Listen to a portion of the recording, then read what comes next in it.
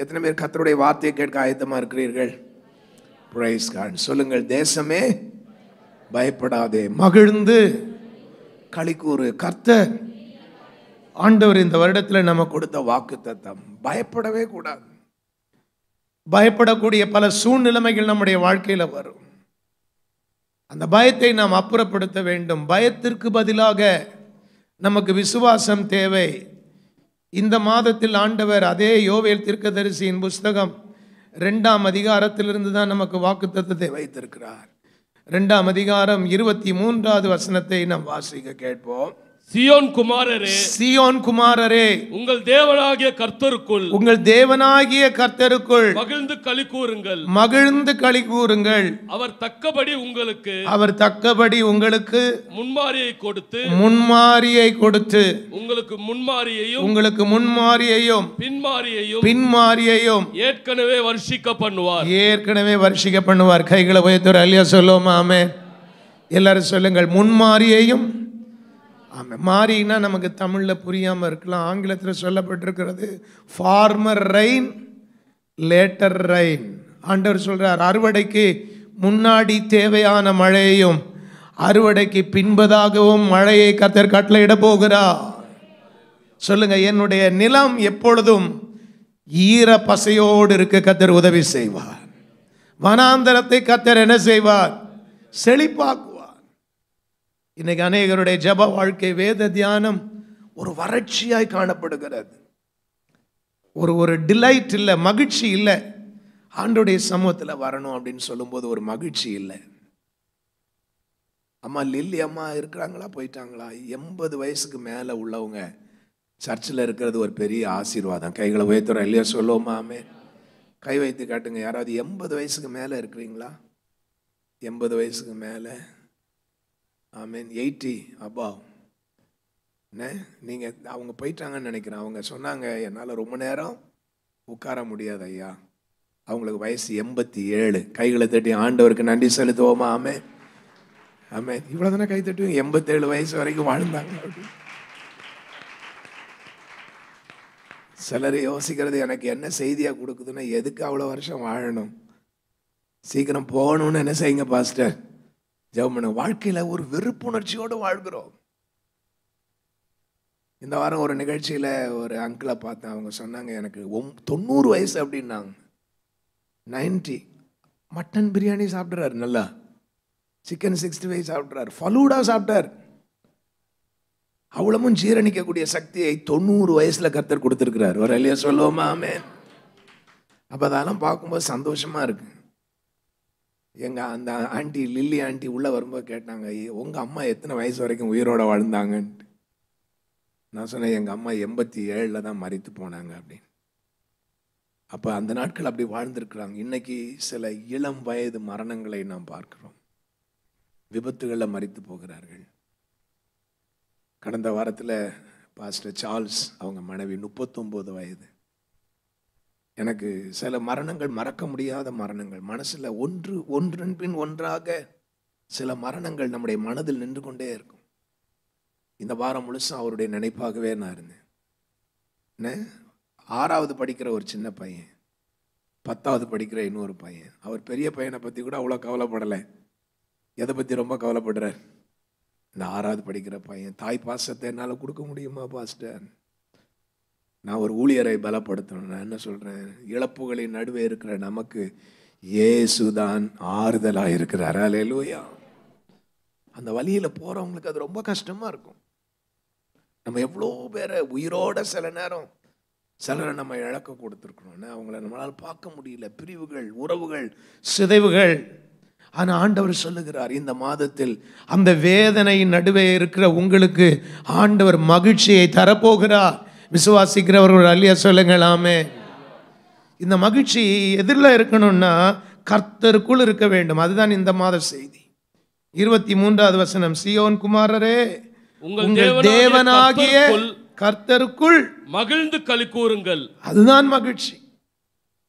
அப்ப நான் ஆண்டவர்கிட்ட கேட்டேன், எப்படி கர்த்தருக்குள்ள நான் மகிழ்ச்சியா இருப்பது? அப்ப கர்த்தருக்குள்ள மகிழ்ச்சியா இருக்கணும்னு ஆண்டவர் நமக்கு கொடுத்த ஆசீர்வாதங்களுக்காக நன்றி சொல்ல வேண்டுமாமே. இதுவரையிலும் செய்த நன்மைகளுக்காக நன்றி செலுத்துங்கள். இல்லாததை நினைத்து கவலைப்படக்கூடாது. ஒரு வேதனையான சம்பவம் நம்முடைய வாழ்க்கையில் நடந்தது. பிசாசு அதையே நமக்கு திருப்பி திருப்பி அவன் ரீவைண்ட் பண்ணி காட்டிக்கிட்டே இருப்பான், அந்த வேதனையை காட்டிக்கிட்டே இருப்பான். நான் அடிக்கடி என்னுடைய வாழ்க்கையில் ஆண்டவர் எனக்கு கற்றுத்தந்த பாடம், பெயினை நான் மறந்து ஆண்டவர் சொன்ன ப்ராமிசஸ்க்காக ஸ்தோத்திரம் பண்ணுவேன். ஹல்லேலூயா. அந்த பெயின் நடுவே ஆண்டவருடைய ப்ராமிசஸ் என்ன சொல்லுது? என் மீட்பர் உயிரோடு கூட இருக்கிறார். ஹல்லேலூயா. இறுதி நாளில் அவரை நான் பார்ப்பேன், அந்நிய கண்கள் அல்ல, சொந்த கண்களை அவரை காணும்.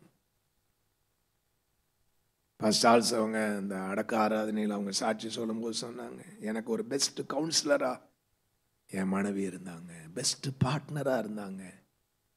அப்போ அந்த மரணத்தில் அவர் சொன்னது, அவங்க மரித்து போயிருந்தா 12 வருஷத்துக்கு முன்னாடி என்ன செஞ்சுருக்கணுமா? மரிச்சிருக்கணும், ஹார்ட் பலவீனம். ஆனால் ஆண்டவர் இந்த 12 ஆண்டுகள் ஆயுசு நாட்களை கூட்டி கொடுத்து என்னோடு கூட இருக்க கர்த்தர் கிருபை செய்தாரே, அதற்காக நன்றி. சோதனையிலும் தேவனை ஸ்தோத்திரம் பண்றாங்க பாருங்க, அப்பதான் சாத்தான் தோற்று போவான். ஹல்லேலூயா. ஆனா பிசாசு அப்படி இல்லை. சோதனை நேரங்களில் ட்ரையல்ஸ் வரும்பொழுது நம்முடைய வாழ்க்கையில அவன் நெகட்டிவா பேசுவான். நீ ஆண்டவர் ஊழியம் செஞ்சிய பாத்தியா, அவனுக்கு இப்படி நடந்துருச்சு, ஆண்டவர் உன்னை கைவிட்டார் பாத்தியா. அவன் சொல்லுங்க, அவன் சொல்றதை கேட்கவே கூடாது. சொல்லுங்கள், தேவனிடத்தில் அன்பு கூறுகிறவர்களுக்கு சகலமும் நன்மைக்கு எதுவாக இருக்கு. நான் 1ஆம் தேதியும் பெண்கள் ஆராதனையிலும் கொடுத்த செய்தியை கட்டாயம் நீங்கள் யூடியூப்பில் கேளுங்க. அதை நான் ரிப்பீட் பண்ண விரும்பலை. ஒரு மழை ஆண்டவர் கொடுப்பார். ஹல்லேலூயா. மழை வந்தால் ஆண்டவர் 1ஆம் தேதி கொடுத்த வாக்கு தத்தத்திலே ஆண்டவர் சொல்லுகிறார், 25 24 25 26 களங்கள் தானியத்தினால் நிரம்பும், ஆலைகளில் திராட்சரசம் எண்ணெயும் வழிந்து ஓடும். நான் உங்களிடத்தில் அனுப்பின என் பெரிய சேனையாகிய வெட்டுக்கிளிகளும் பச்சை கிளிகளும் முசுக்கட்டை பூச்சிகளும் பச்சை புழுக்களும் பட்சித்த வருஷங்களின் விளைவை உங்களுக்கு திரும்ப அளிப்பேன். ஆண்டவர் எல்லாவற்றையும் ரெஸ்டோர் பண்ணுவேன்னு சொல்றார். கைகளை வைத்தவர் அல்லையா? சொல்லுவோமா? ஆமென். ஆண்டவர் தான் அனுப்பினார். சில நேரங்களில் வேதனைகள் துன்பங்கள் எல்லாம் நம்ம ஆண்டவர்கிட்ட விலகி போனதுனால rebellious attitude brought punishment into our life. ஆண்டவர் சொல்றார், when you return, நீங்க என்னிடத்துல திரும்பி வரும்போது, ஆண்டவரே நான் உண்மையாய் மனம் திரும்பும் பொழுது, return and repent. When you return and repent, God is promising, I will give restoration. Hallelujah. I will bring revival into your nation. நம் ஆண்டவரை திரும்ப வேண்டும்.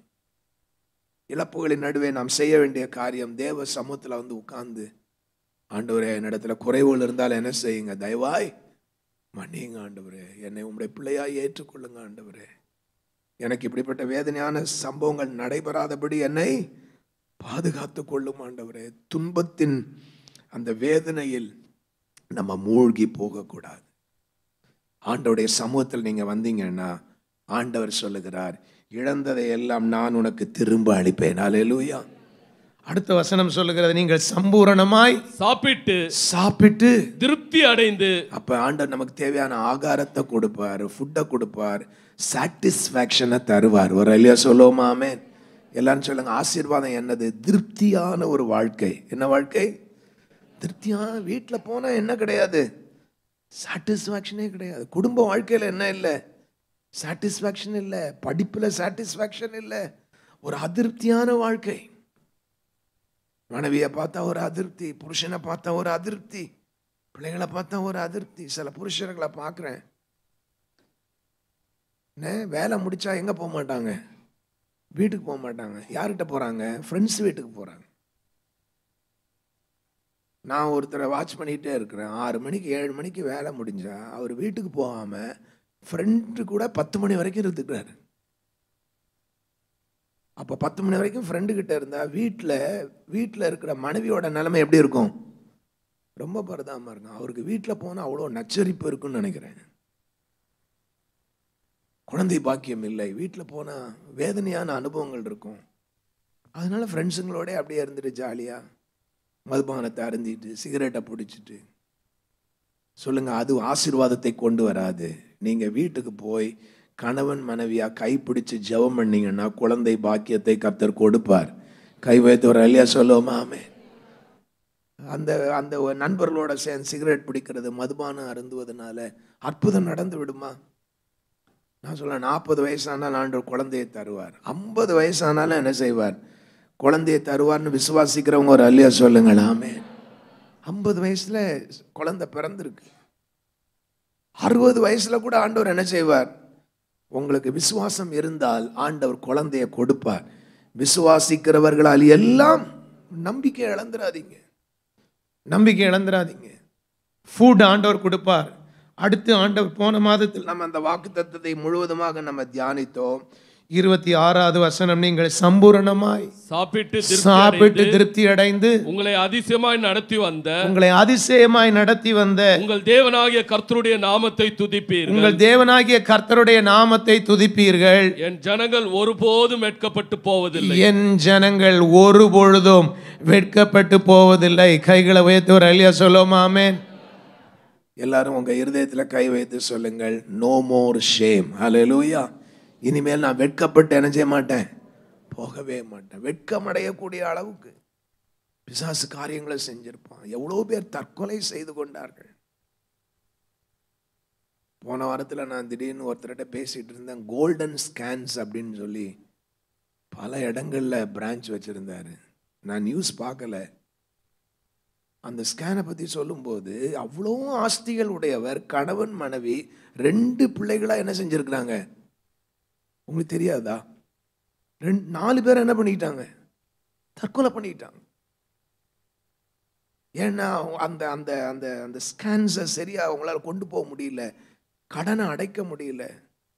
அப்போ ஒரு டாக்டர் சொல்லிட்டு இருந்தார், நல்லா தான் போயிட்டு இருந்தாங்க, எல்லாருக்கும் சம்பளம் கொடுத்து நல்லா தான் வந்துட்டு இருந்தார். என்ன முட்டாள்தனமான வேலையை செஞ்சுட்டான். பிள்ளைங்களெல்லாம் டாக்டருக்கு படிக்க வச்சு நல்ல நிலைமைக்கு வரும்போது பிசாசு பாருங்க ஒரு குடும்பத்தை எப்படி அழிக்கிறான் பாருங்க. ஒரு சின்ன வேதனை நம்முடைய வாழ்க்கையில பிசாசு கொடுத்து அந்த குடும்பத்தை தற்கொலை செய்து கொள்ள வைக்கிறான். தேவ பிள்ளைகளே, ஆண்டவர் சொல்லுகிறார், உங்கள் உபத்திரவத்தில் பொறுமையாயிருங்கள். ஹல்லேலூயா. உபத்திரவத்தில் எப்படி இருக்கணும்? பொறுமையா இருக்கணும். நம்பிக்கையோட இருங்கள். கர்த்தர் இழந்ததையெல்லாம் என்ன செய்வார்? ஸ்தோத்திரம் பண்ணிட்டே இருங்க, ஸ்தோத்திரம் பண்ணிட்டே இருங்க. ஆமென். ஆண்டவர் ஏற்ற காலத்தில் உங்களை சந்திக்க போகிறார். ஆமென். பவுல் பிலிப்பியருக்கு நிருபத்திற்கு வாருங்கள். பவுல் மீண்டும் மீண்டும் சிறைச்சாலையில் இருக்கிறான். துன்பங்கள் உபத்திரவங்களின் நடுவே கர்த்தருக்குள்ள எப்படி மகிழ்ச்சியா இருக்க முடியும்? கிறிஸ்துவுக்காக பாடுகளையும் நிந்தைகளையும் அனுபவிக்கிறான் பவுல். பயங்கரமான சிறைச்சாலையில் இருக்கும் பொழுது அவன் எழுதுகிறான். பிலிப்பியர் 1ஆம் அதிகாரம் 1வது வசனம் 2வது வசனத்தை நாம் வாசிப்போம். இயேசு கிறிஸ்துவின் ஊழியக்காரராகிய பவுலும் தீமோத்தேயும் பிலிப்பு பட்டணத்தில் கிறிஸ்து இயேசுவுக்குள்ளான பரிசுத்தவான்கள் அனைவருக்கும் கண்காணிகளுக்கும் உதவிக்காரருக்கும் எழுதுகிறதாவது. பாருங்க, இன்ட்ரோடக்ஷன் எல்லாருக்கும் எழுதுகிறார். சிறைச்சாலையில் இருந்து கொண்டு கிறிஸ்து இயேசுவுக்குள்ளான பரிசுத்தவான்கள், செயின்ட்ஸ், கண்காணிகள், ஓவர்சியர்ஸ், உதவிக்காரர்கள், ஆண்டவருடைய ஊழியத்தில் ஊழியம் செய்கிற எல்லாருக்கும் சொல்கிறார், நம்முடைய பிதாவாகிய தேவனாலும் கர்த்தராகிய இயேசு கிறிஸ்துவினாலும் உங்களுக்கு கிருபையும் சமாதானமும் உண்டாவதாக. கைகளை உயர்த்தி ஒரு அல்லேலூயா சொல்லுவோம். ஆமென். உங்களுக்கு கிருபையும். பாருங்க, ஒரு உபத்திரவ நேரத்தில் அவன் கிரீட் பண்ணுகிறான். சுவிசேஷம் உங்களுக்கு அறிவிக்கப்பட்ட நாள் முதல் இதுவரைக்கும் நீங்கள் அதற்கு உடன்பட்டவர்களானபடியினால் நான் பண்ணுகிற ஒவ்வொரு விண்ணப்பத்திலும் உங்கள் அனைவருக்காகவும் எப்போதும் சந்தோஷத்தோட விண்ணப்பம் பண்ணி. பாருங்க, ஜெபம் பண்றதுல ஒரு சந்தோஷம். கைகளை உயர்த்துறதுலயே சொல்லுவோமா? ஆமென். எல்லாரும் எழுதி வச்சுக்கிடுங்க. கர்த்தருக்குள்ள எப்படி பாஸ்டர் சந்தோஷமா இருக்க முடியும்? கர்த்தருக்குள்ள எப்படி சந்தோஷமா இருக்க முடியும்? ரட்சிக்கப்பட்ட மக்களுக்காக ஸ்தோத்திரம் பண்ணுவதனால் வருகிற சந்தோஷம். ஹல்லேலூயா. ஒரு பாஸ்டருக்கு மாத்திரம் இல்லை, நீங்க எத்தனை ஆத்துமாக்களை ஆண்டவருக்குள்ள வழி நடத்தி இருக்கிறீங்க? செய்தியை சொல்லிட்டே இருக்கும்போது அருமையான கீதாம்மா ஞாபகம் வருது. அவங்க இந்த வாரம் அன்பின் விருந்து சாப்பாடு கொடுத்தாங்க. ஆனால் இன்னைக்கு அவங்க லலிதாம்பிகை ஆஸ்பத்திரியில் இருக்கிறாங்க. என்ன ஆண்டவர் அப்படி ஞாபகப்படுத்துவார். அப்போ அவங்களுக்காக ஜெபம் பண்ணி அவங்களுக்கு சுகம் வாங்கி கொடுக்கறதுல ஒரு சந்தோஷம் வர இல்லையா? சொல்லுங்க ஆமென். பக்கத்தில் கைப்பிடிச்சு ஒரு ஒரு ஒரு ஒரு ஃபியூ செகண்ட் ஒரு ஜெபம் பண்ணுறதுல உங்களுக்கு ஒரு மகிழ்ச்சி வருதான்னு பாருங்களேன். கைப்பிடிச்சு ஜெபம் பண்ணி பாருங்கள். கைப்பிடிச்சு ஜெபம். இவங்களுக்கு ஜெபம் பண்ணால் எனக்கு சந்தோஷம் வரும். எல்லாரும் ஜெபம் பண்ணுங்க. ஒருவருக்காக ஒரு ஜெபம் பண்ணுங்க பார்ப்போம். வீட்டில் மனைவி ஆன்லைனில் இருக்கிறீங்க, வீட்டில் பக்கத்தில் மனைவி இருக்கிறாங்க, பிள்ளைகள் இருக்கிறாங்க, மாமியார் கரத்தை பிடிச்சி ஜெபம் பண்ணுங்க. ஒருவருக்காக ஒரு ஜெபம் பண்ணுங்க. இவங்களுக்கு ஜெபம் பண்ணுவதினால் எனக்கு கிடைக்கும் மகிழ்ச்சி. ஜெபம் பண்ணுவோம் இயேசுவின் நாமத்தினால். பிறருக்காக ஜெபம் பண்ணும் பொழுது கர்த்தர் உங்கள் சிறையிருப்பை மாற்றுவார். ஜெபியுங்க. ஆமென். சத்துருக்களுக்காக ஜெபியுங்கள். தேசத்திற்காக ஜெபம் பண்ணுங்கள். அழிந்து போகிற மக்களுக்காக ஜெபம் பண்ணுங்கள். சத்தமா ஒரு அல்லையா சொல்லுவோமா? ஆமென். எத்தனை பேருக்கு ஆவிக்குரிய மகிழ்ச்சி வருகிறது? ஜெபம் பண்ணுவதனால் வருகிற மகிழ்ச்சி. சிலர் சொல்லுவாங்க, பாஸ்டர் உங்கள் ஜெபம் போதும் பாஸ்டர், அது போதும் பாஸ்டர், அது போதும் பாஸ்டர், எங்களை எது பாதுகாக்குது? அந்த ஒரு வார்த்தை சொல்கிறீங்க பாருங்கள், அதை கேட்கும்போது எப்படி இருக்குது? மகிழ்ச்சியாக இருக்குது. என்ன ஒரு ஃப்ரிட்ஜ் வாங்குவதனால் வருகிற மகிழ்ச்சி அல்ல, சில நிகழ்வுகளினால் வருகிற மகிழ்ச்சி அல்ல, நம்முடைய ஜெபத்தினால் மக்கள் ஆசீர்வதிக்கப்படுகிறார்கள். அல்லேலூயா. பவுலாகவே தான் சொல்லுகிறான். அந்த அதிகாரத்தில் மீண்டும் மீண்டும் அவன் சொல்லுகிற அந்த வார்த்தையை பார்க்க முடியும். 3ஆம் அதிகாரம் 1வது வசனத்திற்கு வாருங்கள். மேலும் என் சகோதரரே கர்த்தருக்குள் சந்தோஷப்படுங்கள், கர்த்தருக்குள் சந்தோஷப்படுங்கள்.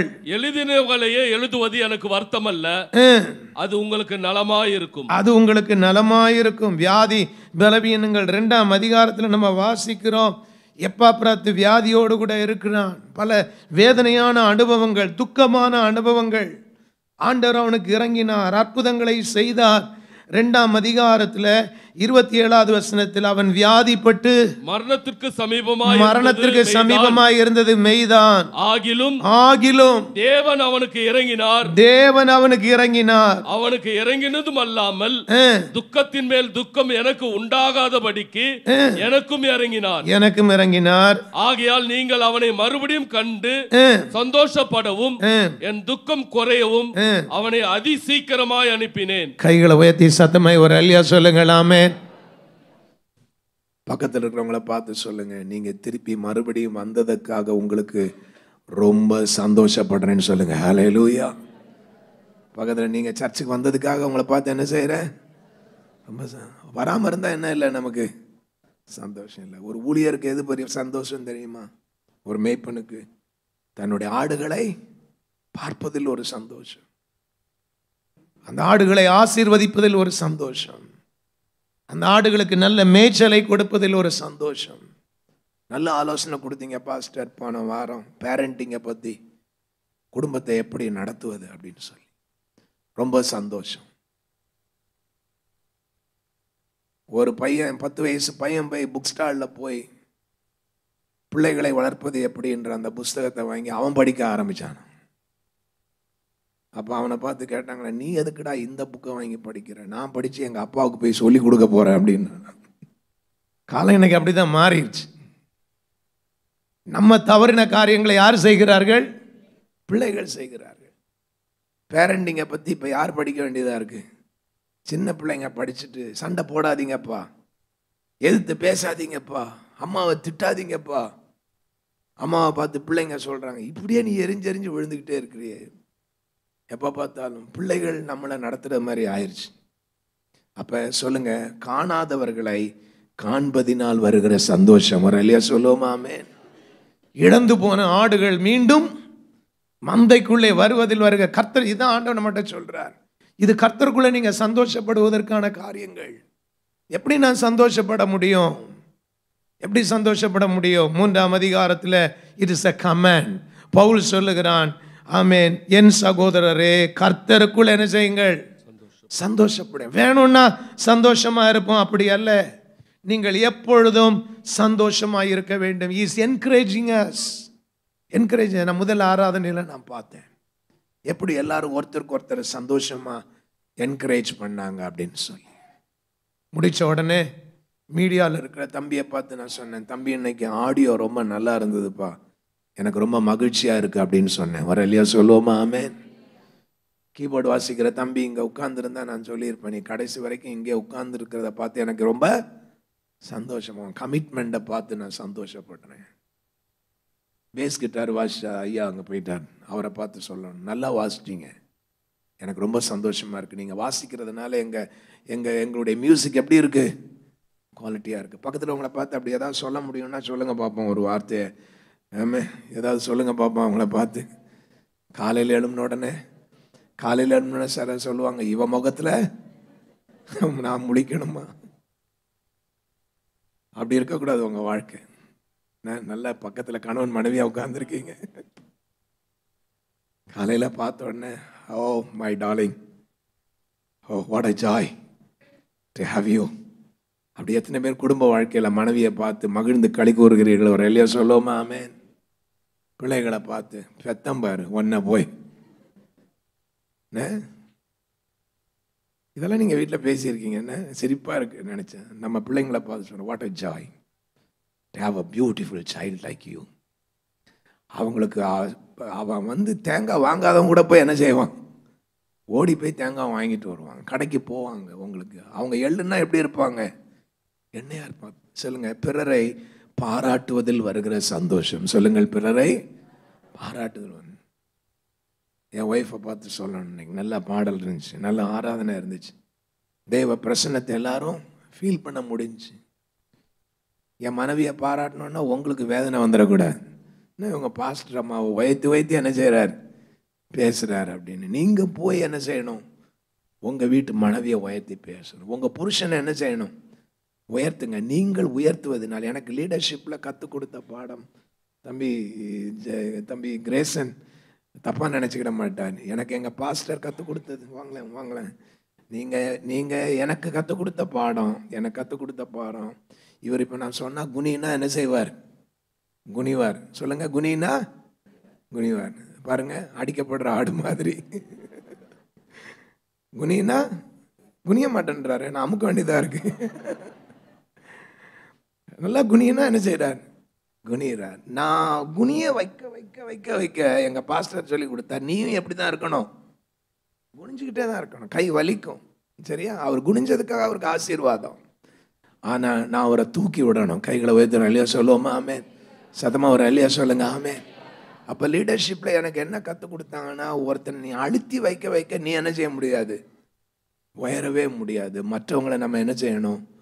உயர்த்தணும். கைகளை உயர்த்தணும். இல்லையா சொல்லுவோமா? ஆமென். God bless you. Hallelujah. Bernard Angamma வந்தார், அவரை ஒரு பாஸ்டரை கூப்பிட்டு உட்கார வச்சு கால் எடுத்து மேலே வச்சு மிதிச்சிட்டார். மிதிச்சுட்டு சொல்றார், ஆண்டவர் உன்னை இப்படி தான் போட்டு என்ன செய்வார்? மிதிப்பார். ஏன்னா அவர் குயவன், நீ யாரு? களிமண். இப்போ நம்ம யாரையா கூப்பிட்டு கால் எடுத்து மேலே வச்சோம்னா ரிசைன் பண்ணிட்டு போயிடுவாங்க. புரியுதா? பாஸ்டர் எப்படி என்ன எல்லாருக்கும் முன்னாடியும் அந்த ப்ராஃபட் கூப்பிட்டு என்னை காலை வச்சு மிதிச்சு காமிச்சிட்டாரே அப்படி. அந்த தேவ மனுஷன் மிதித்தது ஆசீர்வாதம். ஒரு இல்லையா சொல்லுவோமா? ஆமென். மழை நிக்கட்டும்னா அப்படியே நிற்கும், காற்றும் மழையும் வந்த பொழுது அப்படியே நிறுத்தினார். இன்றைக்கும் அப்படிப்பட்ட தேவ மனிதர்கள் இருக்கிறார்கள். ஆப்பிரிக்காவில் ஒருத்தர் வந்து ஜெபம் பண்ணி இப்போ வந்து ஃபயர் வந்து உங்களை அழிக்க போகுதுன்னு சொன்ன உடனே 15 பேரை நெருப்பு வந்து விழுந்து என்ன செஞ்சிருச்சு? எரிச்சிருச்சு. அன்னைக்கு தான் அப்படி செய்ததெல்லாம் இல்லை, இன்னைக்கும் ஆண்டவர் அப்படி செய்து கொண்டு இருக்கிறார். அவ்வளோ ஃபாஸ்டிங் பண்ணுறாங்க, தண்ணி புசியாமலும் குடியாமலும். ஆப்பிரிக்காவில் ஆண்டவர் அப்படிப்பட்ட ஒரு எழுப்புதல் உள்ள ஊழியர்களை கர்த்தர் வச்சிருக்கிறார். டேனே ஃபோமம் வருவார், ஜெபம் பண்ணிகிட்டே இருப்பார், ஸ்தோத்திரம் பண்ணிக்கிட்டே இருப்பார். இவங்களெல்லாம் எங்கள் கண்களினால் பார்த்துருக்குறோம். கண்களினால் கண்ட தேவ மனிதர்கள். எப்பவும் ரொம்ப சத்தமெல்லாம் பேச மாட்டாங்க, மெதுவாக தான் பேசுவார். ஆனால் அவருடைய ஜெபத்தில் வல்லமை இருந்தது. அல்லேலூயா சொல்லுங்க, ஆமென். மகிழ்ச்சி என்பது மகிழ்ச்சி, rejoice. Rejoice is different from happiness. Happiness என்பது, சந்தோஷம் என்பது ஒரு நிகழ்வுகளினால் வருவது. ஆனால் ஆண்டவர் சொல்லுகிற கர்த்தருக்குள் மகிழ்ச்சியாய் இருப்பது என்பது, I delight in God's presence, I delight in God's goodness. தேவன் செய்த நன்மைகளில் நான் பிரியப்படுகிறேன். ஹல்லேலூயா. காலையில் எழுந்து தேவ சமூகத்தில் வருவது மகிழ்ச்சி என்று சொல்லுகிறவர்கள் ஒரு அல்லையா சொல்லுவோமா? ஆமென். டிக்ஷனரி சொல்லுகிறது, happiness is circumstantial. But joy is not like that. சந்தோஷம் என்பது சூழ்நிலைமையை சார்ந்து காணப்படுகிறது. But joy is an inner quality, delighting in God. அது உள்ளுக்குள்ளே இருக்கும். அது என் ஆத்துமா கர்த்தரை என்ன செய்யும்? துதித்துக்கொண்டே. அது உள்ளுக்குள்ள துதிச்சுக்கிட்டே இருக்கும். வெளியே வேதனைகள், நெருப்புல நடக்கிற அனுபவங்கள் இருக்கும், காயப்படுத்துகிற அனுபவங்கள் இருக்கும். ஆனால் உள்ளுக்குள்ள என்ன பண்ணிகிட்டே இருக்கும்? என் ஆத்துமா அத்திமரம் துளிர் விடாமற் போனாலும், திராட்சை செடி பலனற்று போனாலும், தொழுவத்தில் மந்தை முதலற்று போனாலும், உங்கள் ஆத்துமா கர்த்தரை என்ன செய்யும்? ஸ்தோத்திரம் பண்ணிகிட்டே இருக்கும். கர்த்தர் கொடுத்தார், கர்த்தர். எல்லாரும் சொல்லுங்க, இது உள்ளுக்குள் ஏற்படுகிற சந்தோஷம். ஹல்லேலூயா. உள்ளுக்குள் ஏற்படுகிற மகிழ்ச்சி. ஊற்று கண்கள் திறக்கப்படும். பெண்கள் ஆராதனையில் பேசினேன். எவ்வளோ கடினமான நிலமாய் இருந்தாலும் அவர்கள் தோண்டினார்கள், தோண்டிக்கொண்டே இருந்தார்கள். தோண்டிக்கிட்டே இருங்க. விசுவாசத்தில் கிரியை செஞ்சுக்கிட்டே இருங்க. நல்ல காரியங்களை சொல்லிக்கிட்டே இருங்க. பிலிப்பியர் 1ஆம் அதிகாரத்தில் ஆண்டவர் கொடுக்கிற வாக்குத்தத்தம் பாருங்கள், 5வது வசனம். உங்களில் நற்கிரியையை தொடங்கினவர் அதை இயேசு கிறிஸ்துவின் நாள் பரியந்தம் முடிய நடத்தி வருவார் என்று நம்பி நான் உங்களை நினைக்கிற போதெல்லாம் என் தேவனை ஸ்தோத்தரிக்கிறேன். உங்கள் தேவனை ஸ்தோத்தரிக்கிறேன். ஒரு அல்லேலூயா சொல்லுவோம். ஆமென். The Lord one who began the good work in us, he will help us to complete. ஆண்டவர் பாதி வழியில விடவே மாட்டார். நற்கிரியை தொடங்கினவர் வீடு கட்டி முடிக்க கர்த்தர் உதவி செய்வார். பிள்ளைகளை படிக்க வைக்க கர்த்தர் உதவி செய்வார். பாஸ்டர் சார்ல்ஸை பார்த்து நான் சொன்னேன், பாஸ்டர் எப்படி பாஸ்டர் கதறுகிறார் பார்த்து நான் சொன்னேன், கவலைப்படாதீங்க சார்ல்ஸ், நாங்கள் எல்லாரும் இருக்கிறோம். ஒரு வயசான அம்மாவை பாருங்க, பிள்ளைங்களுக்கு சமைக்கிறதுக்கு, சாப்பாடு கொடுக்கறதுக்கு, தங்குறதுக்கு பாருங்க. இந்த பிள்ளைகளை பராமரிக்கிறதுக்கு பாருங்க. பிள்ளைங்களை நீங்கள் விட்டுட்டு ஊழியத்துக்கு போகிறதுக்கு ஆண்டவருக்கு இன்னைக்கு காலையில் அந்த ஆராதனை யோசிச்சு பாருங்க. போன வாரம் இந்த ஆராதனை எல்லாம் கூட இருந்து 1 மணி வரைக்கும் பாஸ்டரோட கூட இருந்து 1 மணிக்கு மத்தியானம் ரூமுக்குள்ளே போய் காலையில் வாங்கின இட்லியை வேஸ்ட் ஆகிடக்கூடாதுன்னு சொல்லி 1 மணிக்கு சாப்பிட்ட ஒரு செகண்டில் இட்லி போய் என்ன பண்ணிடுச்சு?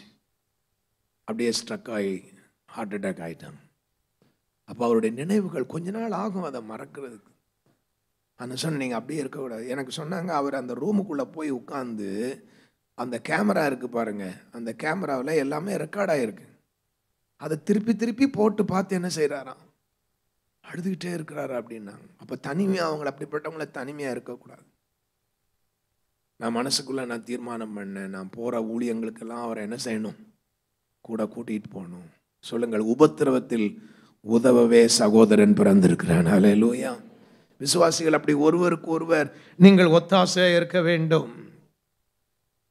பவுல் சொல்லும்போது அதைத்தான் சொல்லுகிறான். இது தேவன் நமக்கு கொடுத்த கட்டளையாக இருக்கிறது. 2ஆம் அதிகாரம் 17வது வசனம் 18வது வசனத்தை நான் வாசிக்க கேட்போம். மேலும் உங்கள் விசுவாசமாகிய பலியின்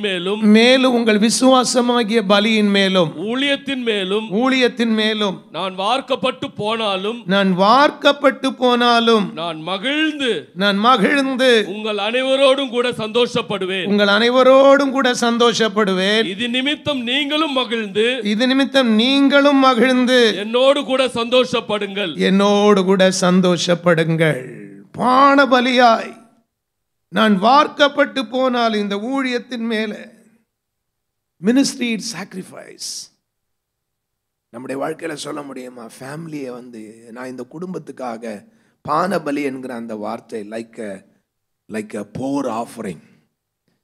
உங்களுக்கு அப்படி சொன்னால் புரியாது. எனக்கு ஊழியத்தில் சில பிரின்சிபிள்லாம் நான் வச்சுருக்கிறேன். ஊழியத்தில் பான பலின்னு சொல்கிறது எப்படின்னா, கரும்பு ஜூஸ் புளியும் போது அந்த கரும்பை என்ன செய்வாங்க? ஃபஸ்ட்டு ஒரு தடவை இப்படி உள்ளே விடுவாங்க. அடுத்து என்ன பண்ணுவாங்க? யாரும் தெரியாத மாதிரி கரும்பு ஜூஸ் சாப்பிட்றீங்களா? திருப்பி என்ன பண்ணுவாங்க? அப்படியே திருப்பி விடுவாங்களே. என்ன பண்ணுவாங்க? எடுத்து மடிச்சு. எல்லாரும் சொல்லுங்க, என்ன செய்வாங்க? திருப்பி மடிச்சு. பக்கத்தில் உங்களை பார்த்து சொல்லுங்க, உடைச்சு. திருப்பி 2ஆ உள்ள போகும். இப்போ என்ன ஆகும்? ஜூஸ் வருமா வராதா? வரும். சரி 2 தடவை விட்டாச்சு, திருப்பி விட்டுருவானா? திருப்பி என்ன செய்வான்? பக்கத்தில் உங்களை பார்த்து சொல்லுங்க, திருப்பியும் ஆண்டவர் என்ன செய்வார்? ஒரு தடவை மடிச்சதை என்ன செய்ய முடியல, தாங்க முடியல ஆண்டவரே, விட்டுருவாரா ஆண்டவர்? திருப்பி 2, இப்போ எத்தனையா மடியும்? 4ஆம் மடியும். அதுக்கப்புறம் பக்கத்தில் 2 பக்கம் என்ன இருக்கும்?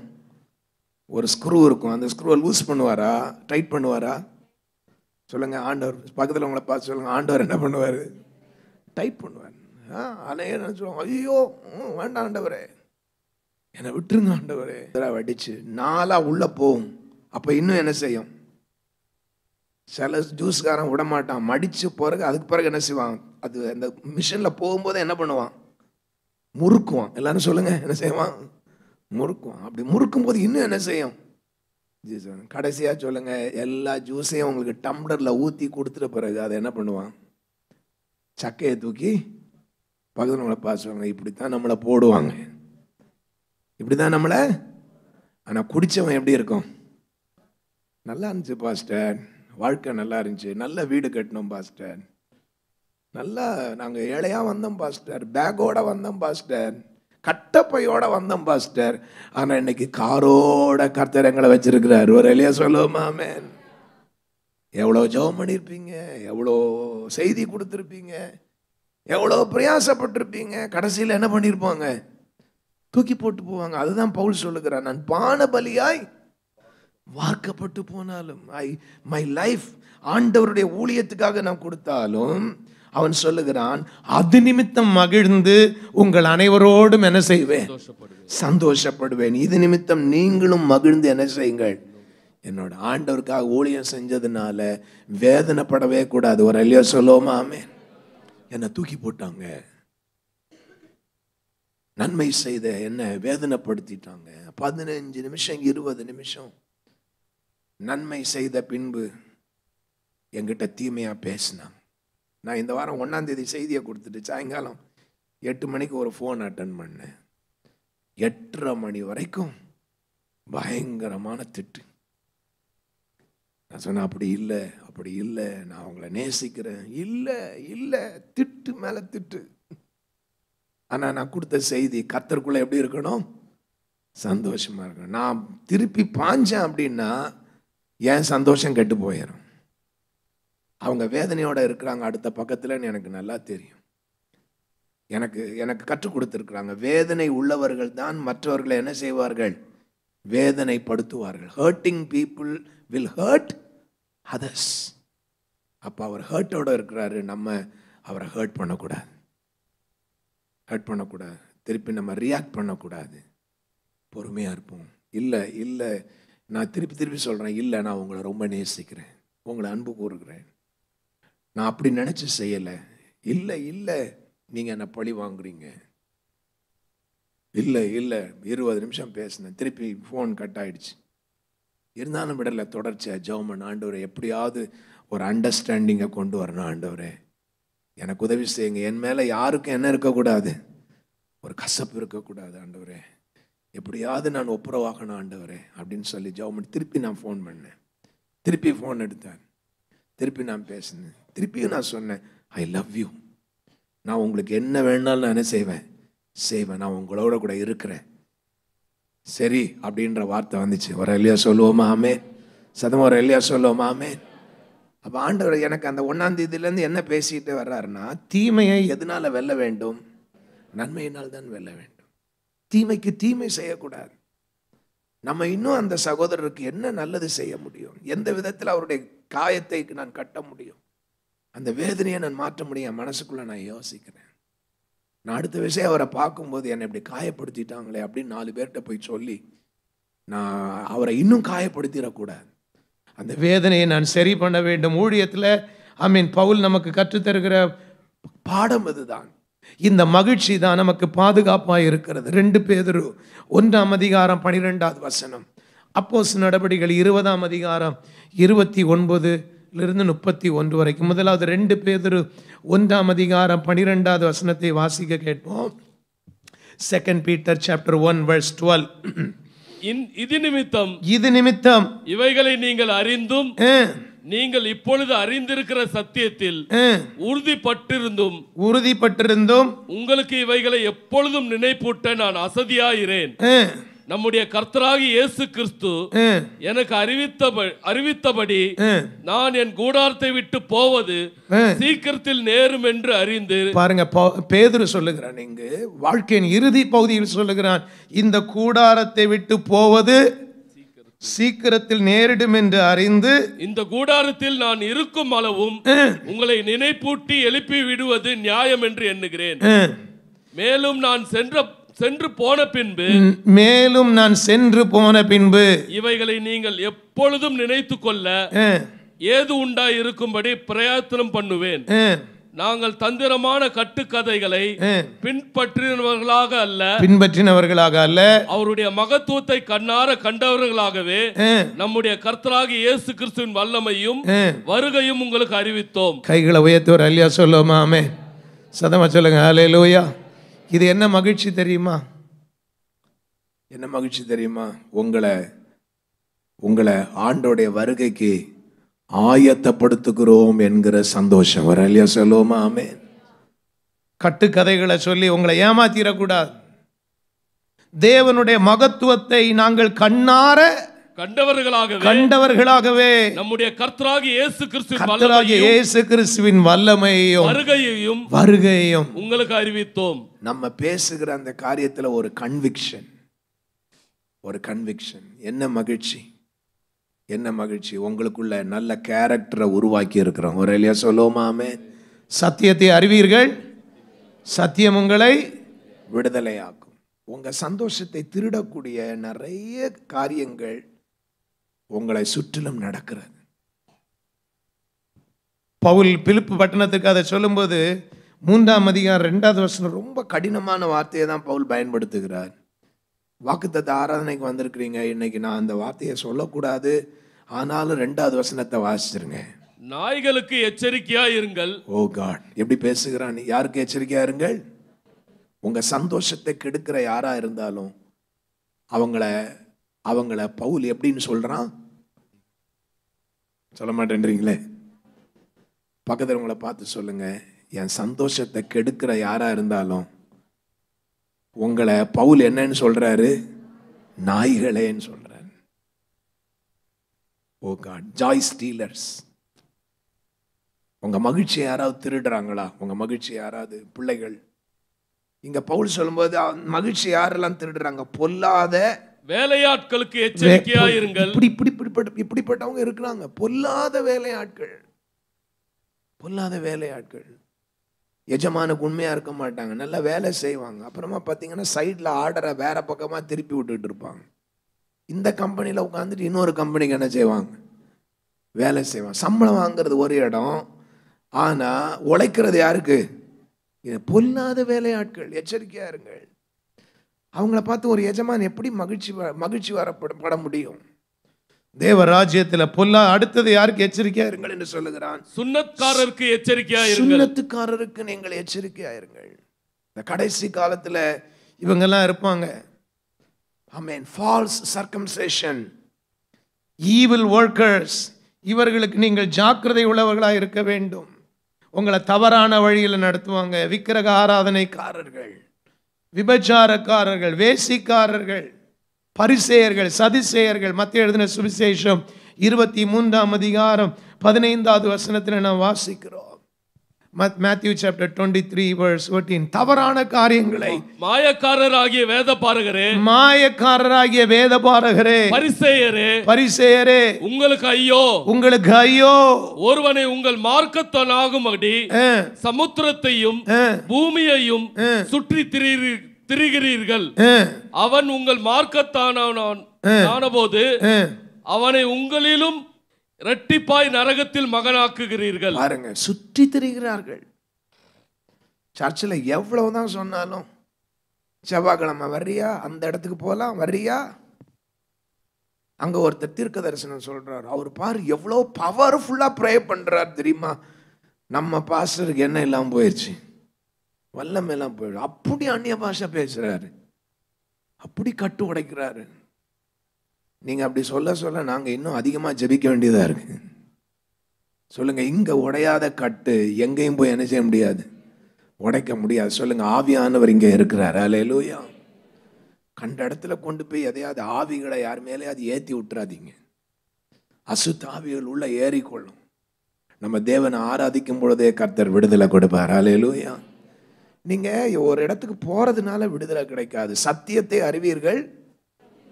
நான் சொல்றதை கேளுங்க. நீங்க நல்லா டெய்லி ஜெபம் பண்ணுங்க, பைபிளை படிங்க, கர்த்தருக்குள்ள எப்படி இருங்க, மகிழ்ச்சியா இருங்க. நான் போற பாதையில நான் சொல்றேன், பிசாசு வருவான், ஆனா அவனுக்கு நீங்க இடம் கொடுக்க கூடாது. அல்லேலூயா. ஐடியல் மைண்டா இருக்காதீங்க, மைண்டை ஃப்ரீயா வைக்காதீங்க, வசனத்தால் நிரப்புங்க. வீட்டில் வாக்குவாத சண்டைகளுக்கு இடம் கொடுக்காதீங்க. இந்த ஆலோசனை கேட்டா கட்டெல்லாம் தானா உடைஞ்சிரும். சந்தேகப்படாதீங்க, புருஷனை மனைவியை சந்தேகப்படாதீங்க. இதெல்லாம் ஆண்டவர் கொடுக்குற ஆலோசனை. பிசாசு போன்னு சொன்னா உடனே போயிடும், திருப்பி பார்ப்பான், எப்படி உள்ள வரலான்னு பார்ப்பான், சந்தேகத்தை கொண்டு வருவான். அந்த ஊழியக்காரரை கூப்பிட்டு வந்து அவர் ஜெபம் பண்ண அவன் கட்டெல்லாம் என்ன செய்யும், உடைஞ்சிரும். வயிற்றுல எண்ணெயை கொடுக்குறாரு. சாதாரணமாக நிறைய பேர் இப்படியெல்லாம் காரியங்களை ஏமாந்து இன்னைக்கு கள்ள தீர்க்க தரிசனங்களை கேட்டு குடும்பங்களை சமாதானத்தை இழந்து விடுறீங்க. நீங்கள் ஆராதனைக்கு வந்தாலே போதும், கர்த்தர் உங்களுக்கு அற்புதம் செய்வார். அல்லேலூயா. அதுக்கு மேலே விடுதலை கிடைக்கலன்னா டெய்லி காலையில் 5 மணி ஜெபத்துக்கு வாங்க, நான் தனியாக ஜெபம் பண்ணுறேன். 11 மணி ஜெபத்துக்கு கூட்டிகிட்டு வாங்க, நேரம் எடுத்து அவங்களுக்காக ஜெபிப்போம். 12 hours ப்ரேயரில் உட்கார வைங்க, கொண்டு வந்து. எப்பேற்பட்ட பிசாசுகளையும் இயேசு விரட்ட வல்லவராயிருக்கிறார். உங்கள் வீட்டில் டிவி பார்க்குறத குறையுங்க, சீரியல் பார்க்குறத குறைங்க, விடுதலை தானாய் வந்துவிடும். சிலரை சொல்கிறேன், உங்கள் வீட்டை தேடி வருவாங்க, ஜெகோவா விட்னஸ் வர்றாங்க, மார்மன்ஸ் வர்றாங்க, ஜீசஸ் ஒன்லி குரூப் வர்றாங்க. நாங்கள் கிறிஸ்துவின் சபையார், இயேசுவின் நாமத்தினால தான் நீங்கள் ஞானஸ்நானம் எடுக்கணும். பாஸ்டர் உங்களுக்கு பிதா குமாரன் பரிசுத்தாவின் நாமத்தினால் ஞானஸ்நானம் கொடுத்தாரு, அது தப்பு. அப்படியா? அதனால தான் உங்களுக்கு விடுதலை கிடைக்கல. நீங்கள் இயேசுவின் நாமத்தினால எங்கள் சர்ச்சில் வந்து ஞானஸ்நானம் எடுங்க, உங்களுக்கு என்ன கிடைக்கும்? விடுதலை கிடைக்கும். நம்ம ஜனங்கள் ஒரு தடவை தாங்க பேப்டிசம் எடுக்கணும். பிதா குமாரன் பரிசுத்தாவின் நாமத்தினால் இப்படிப்பட்ட துருபதேசங்களுக்கு என்ன செய்து விடக்கூடாது, சென்று விடக்கூடாது. இவங்கெல்லாம் உங்களுடைய மகிழ்ச்சியை கெடுத்துரும். எங்கேயாவது போய் பிசாசு உங்களை பீறி போட்டுறக்கூடாது. ஓநாய்கள், புலியின் தோலை போர்த்து கொண்டு வருகிற ஓநாய்கள், ரொம்ப ஜாக்கிரதையா இருக்கணும். ஊழியக்காரர்கள் என்கிற வேஷம் போட்டு உள்ள வருவாங்க. நீங்க உங்களுடைய வாழ்க்கையின் பரிசுத்தத்தை கெடுத்து விடக்கூடாது. யாரையும் தவறா லீட் பண்ணாதீங்க. தேவ சமூகத்துக்கு வாங்க, தேவ பிரசன்னத்தில் இருங்க, கர்த்தர் உங்களை ஆசீர்வதிப்பார். 3வது வசனத்தில் பாருங்கள், பிலிப்பியர் 3ஆம் அதிகாரம் 3வது வசனத்தில் இவங்க எப்படிப்பட்டவங்களா இருக்கிறாங்க? ஏனெனில் மாம்சத்தின் மேல் நம்பிக்கையாயிராமல் ஆவியினாலே தேவனுக்கு ஆராதனை செய்து கிறிஸ்து இயேசுவுக்குள் மேன்மை பாராட்டுகிற நாமே விருத்த சேதனம் உள்ளவர்கள். Praise God. யார் இதில் விடுதலை பெற்ற அவன் சொல்லுகிறான், மாம்சத்துக்குரிய விருத்த சேதனங்கள் அல்ல, ஆவியின்படி தேவனை ஆராதிக்கிறவர்கள். கைகளை உயர்த்துற இல்லையா? சொல்லுவோமா? ஆமென். நீங்க இந்த பிசிக்கலா சில காரியங்களை சிலர் செய்ய கத்து தருவாங்க. பிசிக்கலா நீ அங்க போனேன்னா அந்த அந்த அந்த அந்த அந்த தண்ணியை வாங்கிட்டு வந்து வீட்டில் வச்சா என்ன செய்யும், உனக்கு ஆசீர்வாதம் வந்துடும். நான் சில காரியங்களை சொல்ல முடியல. இன்னும் நீங்க அந்த பழைய வாழ்க்கையை தொடர்ந்து கொண்டு தான் இருக்கிறீர்கள். மாம்சத்தின் மேல் நம்பிக்கை வைக்காதீர்கள். சொல்லுங்கள், ஆவியினாலே கர்த்தரை நாம் ஆராதிப்போமாக. அல்லேலூயா.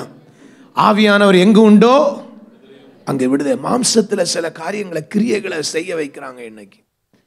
அதெல்லாம் நீங்கள் செய்து என்ன, நீ அங்கே போய் மொட்டை போட்டுட்டு வந்தால் உன் குடும்பத்தில் என்ன செஞ்சிடும், கஷ்டம்லாம். நீ இவங்க போய் அவங்க பழனியில் போய் போடுறாங்க, நீங்கள் எங்கே போய் போடுறீங்க? உங்களுக்கு தெரியும், நான் சொல்லலை யாரையும். நீங்கள் போய் பாஸ்டர்கிட்ட போய் சொல்லிட்டியான்னு சண்டை போடாதீங்க. புரியுதா? ஏன் இன்னும் உங்களுக்கு அந்த பழைய வாழ்க்கை அதெல்லாம் விட்டுட்டு தானே வந்தீங்க. அதன் மேலே இன்னும் ஒரு நம்பிக்கை இருக்கு. ஆண்டவர் சொல்றார், சத்தியத்தை அறிவீர்கள். ஆமா, இன்னும் அங்கே போய் முழங்காலையே போய் வேணும்னா உங்களுக்கு குழந்தை பாக்கியம் கிடைக்கும். அங்கே போய் ஒரு தொட்டில் கட்டிட்டு வந்தால் என்ன கிடைக்கும்? குழந்தை பாக்கியம். இதெல்லாம் கொஞ்சம் நீங்கள் டீவியேட் ஆகிறதுக்கு பிசாசு செய்கிற காரியங்கள், அதையெல்லாம் செய்யாதிருங்கள். ஆமென். இந்த மனுஷிகமான காரியங்களை நம்ம செய்யக்கூடாது. பிசாசு உங்களை திசை திருப்பி விடுவான்னு. சொல்லுங்கள், ஆண்டவருக்காக நான் பரிசுத்தமாய் வாழ என்னை நான் ஒப்பு கொடுக்கிறேன். ஹல்லேலூயா.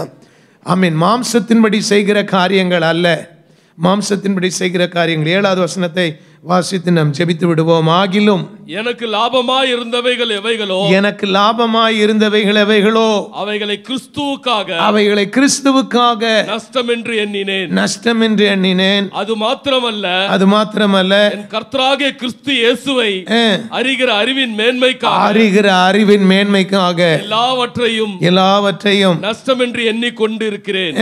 நான் கிறிஸ்துவை ஆதாயப்படுத்திக் கொள்ளும்படிக்கும் நியாயப்பிரமாணத்தினால் வருகிற சுய நீதியை உடையவனாயிராமல் கிறிஸ்துவை பற்றும் விசுவாசத்தினால் வருகிறதும் விசுவாசம் மூலமாய் தேவனால் உண்டாயிருக்கிறதுமான நீதியை உடையவனாயிருந்து கிறிஸ்துவுக்குள் இருக்கிறவன் என்று காணப்படும்படிக்கும் அவரையும் அவருடைய உயிர்த்தெழுதலின் வல்லமையும் அவருடைய பாடுகளின் ஐக்கியத்தை அறிகிறதற்கும் அவருடைய மரணத்துக்கொப்பான மரணத்துக்குள்ளாக்கி எப்படி ஆயினும் நான் மரித்தோரில் இருந்து உயிரோடு எழுந்திருப்பதற்கு தகுதியாகும் படிக்கும் அவருக்காக எல்லாவற்றையும் நஷ்டம் என்று விட்டேன், குப்பையுமாக எண்ணுகிறேன்.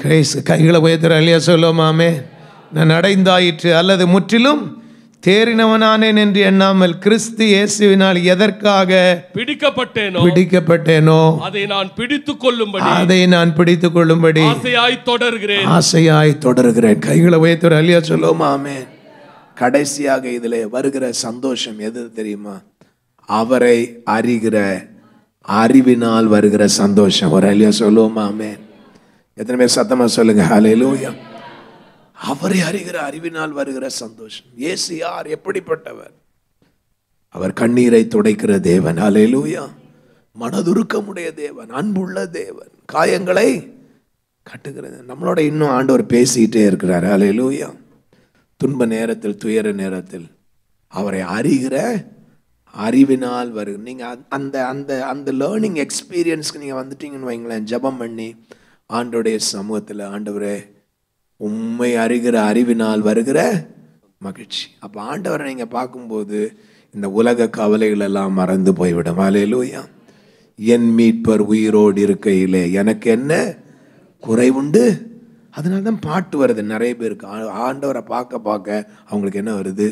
பாட்டு வருது. எல்லாரும் எழுப்பி நிற்போமா? ஆண்டவருடைய சமத்தில் நம்ம ஒப்பு கொடுப்போமாக. ஹல்லேலூயா. இந்த உலகத்தில் இருக்கிற எந்த தவறான காரியங்களுக்கும் நீங்கள் உங்களை விட்டு கொடுத்து விடக்கூடாது. ஆமென். ஆண்டவர் இந்த காலை நேரத்தில் கேட்கிற, மாம்சத்தின் மேலே நம்பிக்கை வச்சிருக்கிறீங்களா? அந்த மாம்சத்தின் மேலே நம்பிக்கையெல்லாம் விட்டுருங்க.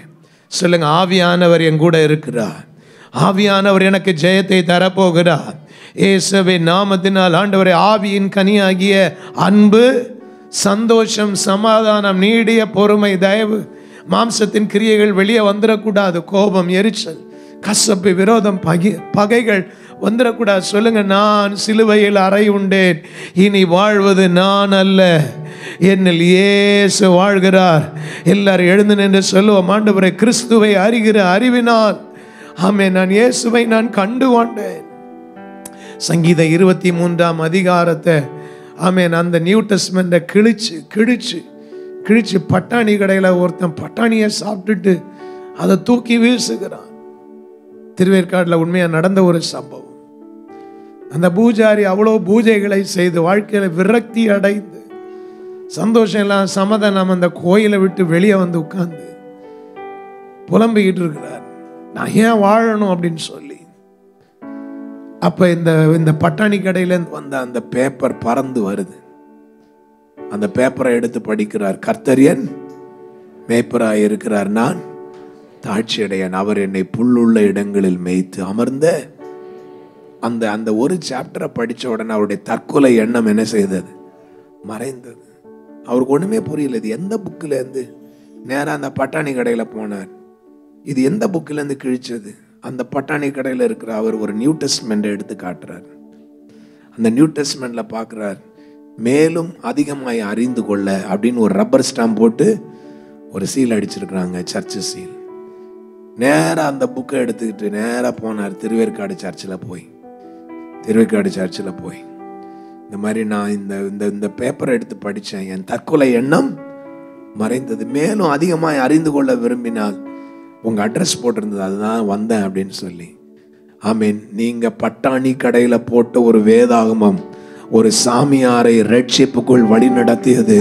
கைகளை தட்டி ஆண்டவருக்கு நன்றி செலுத்துவோம். ஹல்லேலூயா, ஹல்லேலூயா சொல்லுங்கள். ஆமென். RSSல லீடரா இருந்தார் ரவி என்கிற ஒரு சகோதரர். கிதியோனியர்கள் வரும்போது நிறைய சாட்சி சொல்றத கேட்டிருப்பீங்க. கிறிஸ்தவர்களை அடிச்சிருக்கிறார், ஒரு முதியவரை அடிச்சிருக்கிறார், பைபிளை கொடுத்ததற்காக கிழிச்சிருக்கிறார். ரவி என்கிற ஒரு சகோதரர் இன்னைக்கு அவர் நார்த் இந்தியா எல்லா இடங்கள்லையும் போய் எந்த வேதாமத்தை கிழிச்சாரோ அந்த வேதாமத்தையே இன்றைக்கு அவர் சுமந்து செல்கிறார். ஹல்லேலூயா சொல்லுங்க. இந்த வேதம் என்னை ரட்சித்தது. ஹல்லேலூயா. இந்த வேதம் என்னுடைய மனமகிழ்ச்சி. ஹல்லேலூயா சொல்லுங்கள். ஆண்டவரே, இதில் நான் மகிழ்ந்து களி கூறதுக்கு ஒப்பு கொடுக்குறேன்னு சொல்றவங்க கைகளை உயர்த்தி ஒப்பு கொடுங்க பார்ப்போம். ஹல்லேலூயா. எல்லாரும் ஒப்பு கொடுப்போமா? ஆண்டவரே, ஊழியம் செய்கிறதுனால் வருகிற மகிழ்ச்சி, பிறரை ரட்சிப்புக்குள் வழி நடத்துவதனால் வருகிற மகிழ்ச்சி. கைகளை வைத்து நல்லா ஒப்பு கொடுத்து ஜெபம். இயேசுவின் நாமத்தினால் ஆண்டவரே, இந்த 2வது ஆமென் 8வது மாதத்தில் இந்த 2வது ஆராதனையில ஆமென் ஸ்தோத்திரிக்கிற ஒவ்வொருடைய குடும்பத்திற்குள்ளும் அந்த மகிழ்ச்சி இருக்கட்டும். தேவ சமூகத்தில் போகும்போது பிறருக்காக ஜெபம் பண்றதுல, பிறரை ஆண்டவருக்குள்ள வழி நடத்துவதில், ஒரு ஆத்மாவுக்கு இயேசுவை பற்றி சொல்லுவதில், வீடு சந்திக்கிறதுல, ஆஸ்பத்திரி ஊழியத்தில் போய் ஜெபம் பண்ணி அநேகர் சுகமாகுவதில் வருகிற மகிழ்ச்சி. கர்த்தருக்குள்ள எப்படி சந்தோஷமா இருக்கிறது? இப்படித்தான் அநேகருடைய கட்டுகளை அவிழ்ப்பதினால் வருகிற மகிழ்ச்சி, அநேக குடும்பங்கள் சேர்ந்து வாழ்வதனால் வருகிற மகிழ்ச்சி. இதெல்லாம் தான் ஆண்டவர் நமக்கு கற்றுத் தருகிறார். ஹல்லேலூயா. சிறைச்சாலையின் நடுவிலும் இருந்து எங்களுக்கு இன்றைக்கு ஆண்டவரே கர்த்தருடைய வார்த்தை பேசி கொண்டிருக்கிறது. சூழ்நிலைமைகளை சார்ந்ததல்ல எங்களுடைய சந்தோஷம், கர்த்தாவில் சந்தோஷம், அவர் என் பலன். கைகளை தட்டி ஆண்டவருக்கு நன்றி செலுத்துவோம். ஹல்லேலூயா, ஆமென், ஹல்லேலூயா. ஊழியம் செய்வதினால் நல்ல சொல்லுங்க. நான் ஜெப குழுக்களை நடத்துவேன், ஆத்துமாக்களை ஆதாயப்படுத்துவேன், ஒரு ஆலயத்தை கட்டி கொடுப்பேன். அங்க அநேகர் அந்த ஆராதிப்பதில் வருகிற மகிழ்ச்சி. ஹல்லேலூயா. ஆத்துமாக்கள் மனம் திரும்புவதை பார்க்கும்போது மகிழ்ச்சி, அநேகர் ஊழியத்திற்கு ஒப்பு கொடுக்கிறதை பார்க்கும்போது உள்ள மகிழ்ச்சி. நல்ல போராட்டத்தை நாங்கள் போராட வேண்டும், விசுவாசத்தை காத்துக்கொள்ள வேண்டும். ஆண்டவரே, நீதியின் கிரீடத்தை என்ன செய்ய வேண்டும்? கிறிஸ்துவின் மகிமையின் நாளில் எனக்கு குறித்ததை கர்த்தர் நிறைவேற்றி முடிப்பார். அந்த நம்பிக்கையோடு நாங்கள் ஊழியம் செய்ய கர்த்தர் கிருபை செய்யும். இயேசுவின் நாமத்தில் ஜெபிக்கிறோம் பிதாவே, ஆமென். எல்லாரும் சேர்ந்து சொல்லுவோமா? என் ஆத்துமாவே கர்த்தரை ஸ்தோத்திரி, என் முழு உள்ளமே பரிசுத்த நாமத்தை ஸ்தோத்திரி. என் ஆத்துமாவே கர்த்தரை ஸ்தோத்திரி, கர்த்தர் செய்த சகல உபகாரங்களை மறவாதே. ஆமென். நம்முடைய கர்த்தராகிய இயேசு கிறிஸ்துவின் கிருபையும், பிதாவாகிய தேவனுடைய அன்பும், பரிசுத்த ஆவியானுடைய ஐக்கியம், சந்தோஷம், சமாதானம் இந்த ஆராதனையில் கலந்து கொள்கிற உங்கள் ஒவ்வொருவரோடும் கிறிஸ்துவின் வருகை பரியந்தம் தங்கியிருப்பதாக. ஆமென். சத்தமாய் சொல்லுவோம் அல்லேலூயா. நல்ல சத்தமா அல்லேலூயா, அல்லேலூயா. ஆமென். கர்த்தர் உங்களை ஆசீர்வதிப்பார். God bless you.